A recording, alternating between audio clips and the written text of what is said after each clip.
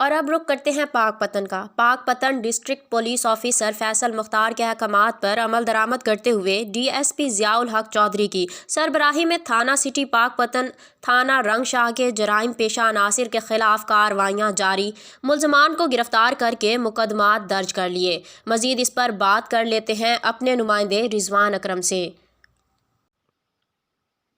جی بالکل، پاک پتن ایس ایچ او تھانہ سٹی پاک پتن عظمت اللہ کی اپنی ٹیم کے ہمراہ کارروائی بدنام زمانہ منشیات فروش آصف کو گرفتار کر کے 50 لیٹر شراب برآمد کر کے مقدمہ درج کر لیا۔ دوسری کارروائی میں حرام کاری کے اڈے پر چھاپہ مار کر جسم فروشی کا مکروہ دھندا کرنے والی خواتین اور مرد کو گرفتار کر لیا، اور تھانہ سٹی پاک پتن نے پولیس کی اطلاع ملنے پر فوری کارروائی کرتے ہوئے چوری ہونے والی موٹر سائیکل برآمد کر کے مالک کے حوالے کر دی۔